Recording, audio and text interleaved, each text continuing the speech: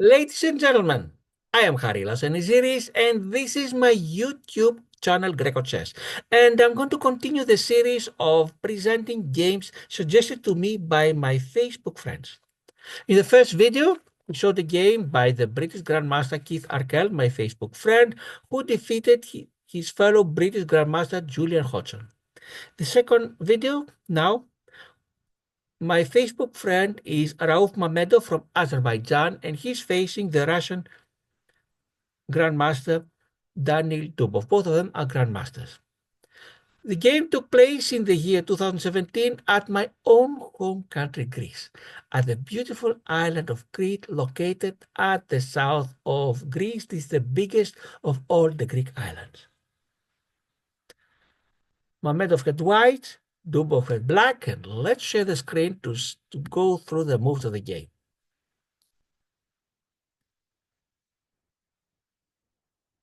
You're going to see that, like in the previous video, from now on, I change the settings so you can see at the bottom the files as they go from A to H, and on the left, the ranks as they go from 1 to 8. Once again, white, Mamedov from Azerbaijan, black, Dubov from Russia, and the first 12 moves of white and 11 from black were book moves. There is no literally a black move, but there's no literally a book, but it is the whole theory of openings as it has been developed. The best moves in its case go quite deep, and really the fact that they were able to go 12 moves for white and 11 for black is amazing by itself. I will start. I'm not going to discuss too much what's happening during the theory. White e4, black pawn to c5. This is Sicilian. White knight goes to f3. Black sends knight to c6. Bishop goes to b5. Pawn goes to g6. White castles. Black sends bishop to g7. Rook to e1. Knight goes to f6. Pawn to e5. Attacks a knight. Knight escapes on d5. White develops knight on c3. Black sends the knight on c7 to attack the bishop. Bishop takes the knight on c6. The pawn d takes on c6. Knight goes to e4. Black sends the pawn to b6. Knight checks on f6. This is theory, and you may be wondering why is this not a blunder, since the pawn on e7 can take the knight on f6, because if black answers a check that way, meaning pawn takes knight, then white will take the pawn on e5, check on f6, have a discover check, take the pawn on f6, and no matter what black does, white will take the bishop at g7, and black king will be very exposed. That's why black instead sends his king to f8, meaning black cannot castle. Knight will send his knight back to e4. Bishop goes to g4. And white will send the pawn to d3 so that the bishop on c1 has many squares where it can go. And until now, we are following theory. White has a very small advantage of 0.30. Black thinks, aha, white knight on f3 is pinned, so I can take the pawn on e5. And let's see what the computer thinks. The computer thinks that this is an inaccuracy. Let's see why. White plays a move that most of us would be scared to do, and this includes myself. Knight from f3 goes to e5, but the computer says it is brilliant. Brilliant means, of course, white has calculated way in advance and knows that this move is going to give them an advantage. But how? Because black will take the white queen, and this is the best possible move. They had a great move.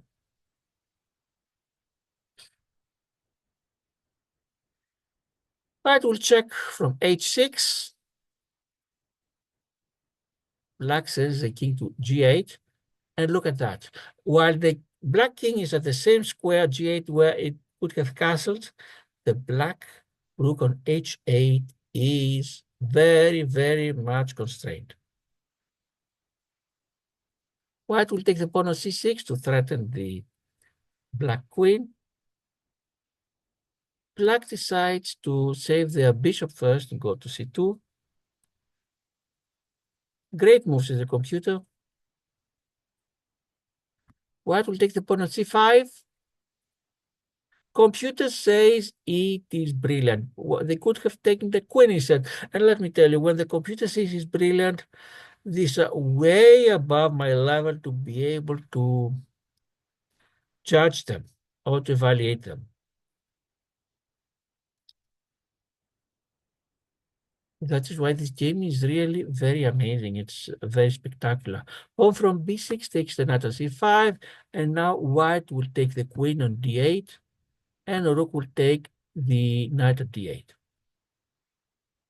After all these combinations, white is a little bit more ahead than before at 0.87. White rook will take the pawn on e7,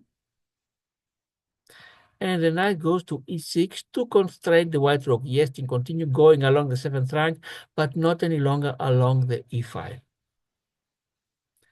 White sends the rook to e1. At a1 could do very little. Now it is also on the e file. Black sends the bishop to a4. White will take the pawn on a7, and bishop goes to c6. Material-wise, as you see, this is a +1. Black has one extra pawn. If you count pawns as one, knights, bishop has 3, rooks has 5, and queens has 9. But the poor rook on h8 makes black's life very difficult. We already finished the first 20 moves. White is ahead by 0.80, despite of the 1 pawn material deficit. And white wants to start pushing the h pawn. Black sends rook to a8. White sends takes rook on e6. Black is not going to take the rook on e7 because then white will take the bishop on c6. Instead, black will take the white rook, pawn goes to e6. You see now the material deficit is +3. Balance is +3 for black. White has a 3 pawn deficit. White sends the rook on c7.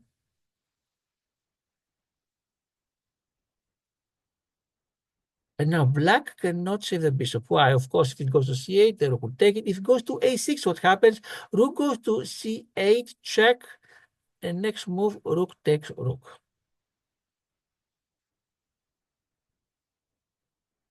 Black is going to send instead the rook on d8, threatening the pawn on d3.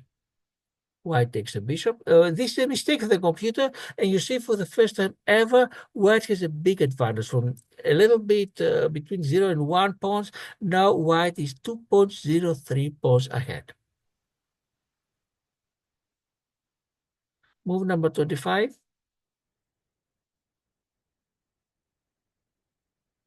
I'm sorry, move number 24, and rook takes the bishop on c6. And black now sends the king to f7 and liberates the rook on h8. Rook checks from c7. King goes to e8. Bishop to g5, threatening a check, threatening, of course, the rook on d8, and also a check from e7. Black rook goes to b8. Rook goes to e7, check. And of course, the king will go to f8. Why? Because if it goes to d8, these are the only 2 legal moves, then white can send the rook, for example, to h7, discover check, and then take the rook on h8. Bishop goes to f6 and threatens the rook on h8. But black is not too much worried because if white takes his rook, black will take the rook on e7. And not only that, white has lost a wonderful rook on the 7th rank, while black has lost a rook that was doing almost nothing.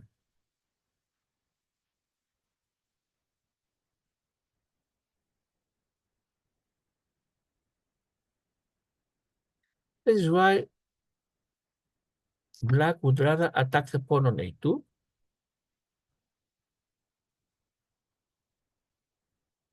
White is going to save the pawn by moving to a3, and black wants to stop the h pawn from advancing more. That's why black is going to send their pawn to h5. Rook goes to c7 to threaten the pawn on c5. And black now needs to move the rook, because now if white takes a bishop, black cannot take if the white bishop takes the black rook, now the black king cannot take the white rook. And this rook has only one safe square to go. If it goes on h7, the rook will take it. If it goes to h6, bishop to g7 check and takes the rook. That's why rook goes to g8. We finished the first 30 moves. White is ahead by 2.69. And let's see how the game will continue. Material-wise, they cancel each other, because while black has an extra exchange, white has two extra pawns. But as we advance in near the end, the pawns become more and more valuable, especially the outside pass pawn at a3, even though it's still at the very beginning. Let's see what's going to happen.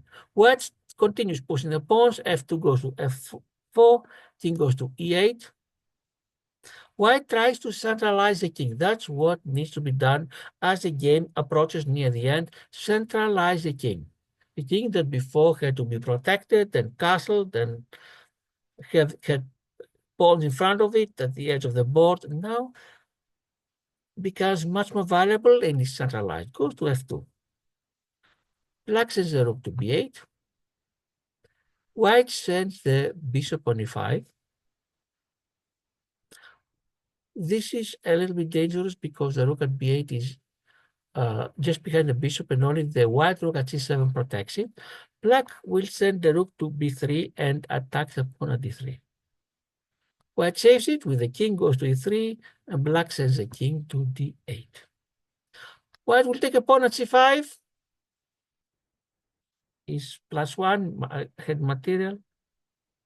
Black will send the rook on b7. Bishop goes to c3 for white. Rook goes to a7 for black. Bishop to b4 to save the pawn on a3. Black's king goes to d7. Finally is out of the 8th rank.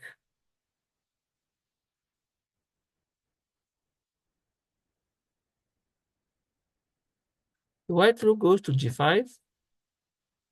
Black king goes to c6. What the two players will try to do is see if they can take each other's pawns, see if they can push their pawns, if they can threaten the pieces of the other side. This will take a few moves until the situation is crystallized. White king goes to e4, continues being centralized. Black rook goes to f7. And white checks from c5. Black king goes to b6. Until now, we finished 40 moves and see how things are going. White has an advantage of plus 3.36, meaning this is quite significant, especially at that level. But how can white convert? They are behind an exchange. They have two connected pass pawns, a3 and b2, but they are still at the very beginning. Black is still defending. White rook goes to e5 to threaten the pawn on e6, and black defends with the rook going to e8. White checks from a5, king goes to c6. A mistake for white. So their advantage will drop to 2.39. Still important, but a little bit smaller than before. King goes to c6. Bishop goes to c3. Black rook goes to f5. Perhaps if rooks are exchanged, black will have a better chance to defend, since white will have no rook. White pushes the pawn to g3. And black sends the king to d7.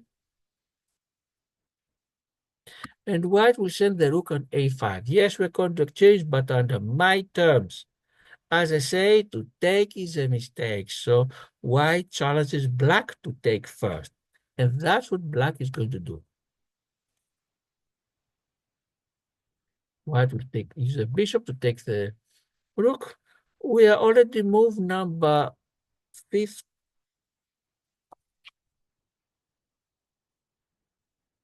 Number 46 for white.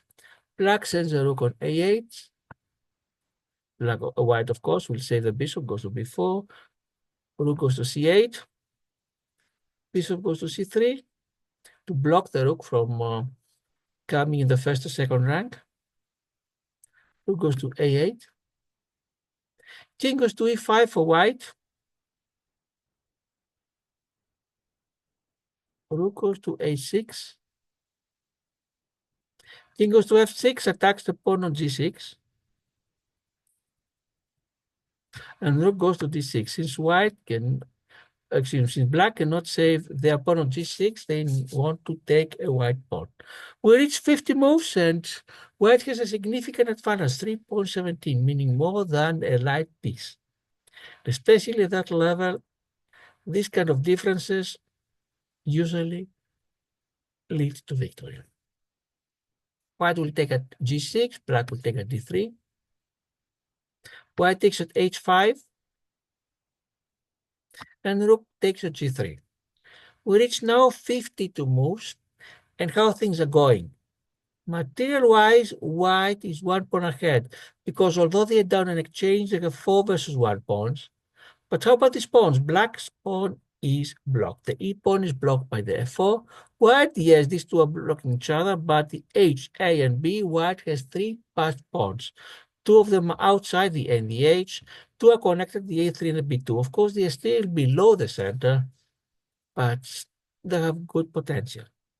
White will try now to push the a pawn, goes to a4, see how far I can go. Black king goes to c6, trying to stop it. Bishop goes to e5. Rook goes to g1. King goes to h6. The king wants to give more space for the h pawn. Of course, the king being in front of the pawn is blocking it, but if the rook must stay in the g file to stop the promotion, and then the a pawn can be promoted. That's why black is going to send the rook to a1 to stop the pawn at a4. Pawn goes to h5, and the rook is going to take the pawn at a4. So white loses one of their 3 passed pawns. The material balance is 0, is even, but the computer says that white has a 5.37 advantage, meaning more than a rook. Let's see what's going to happen. White will send the king to g6 to give space to the h pawn. Rook goes to a1, hoping to stop perhaps the pawn, but not so easy. Bishop goes to f6, and you can see now that the white pawn cannot be stopped. The white h5 pawn. Well, yes, the rook can take it, but then black is going to be without the rook. White will have the bishop at f6, and the 2 pawns, the passed one at b2 and the other one at f4, blocking the e5, and the white victory is guaranteed. That is why at this point, the black player Daniil Dubov from Russia resigned. Congratulations, of course, to Rauf Mamedov. He's played a spectacular game, not just a winning game, but spectacular. But let's see now what the computer has to say. What is the computer analysis? We're clicking the button that says game review, and let's see what the chess.com computer has to say. You see that up to a point, things were more or less even, but then the white's advantage started becoming larger and larger, although at some point it went a little down, but it was always important. Percentage-wise, 95.9 for white, 91.5 for black. Even blacks, the loser players, percentage is quite high. I only had these percentages if I was able to win in very few moves. If, let's say, my opponent blundered the first 10 moves and I won, maybe then. But usually for long games, 58 moves, I never had them. And let's see the ratings. What does the computer think about the ratings of the players? They're a little bit less than the actual ratings. Mamedov's from 2678. Computer thinks that he had only 2500. Dubov from 2677. Computer thinks he had only 2450. Of course, these ratings for me are the very best when I play my very best games. Let's go to the various categories now. See what happened. Brilliant. Mamedov had 3 brilliant moves. Great 4 for Mamedov versus 3 for Dubov. Best 23 for Mamedov, 22 for Dubov. Excellent 12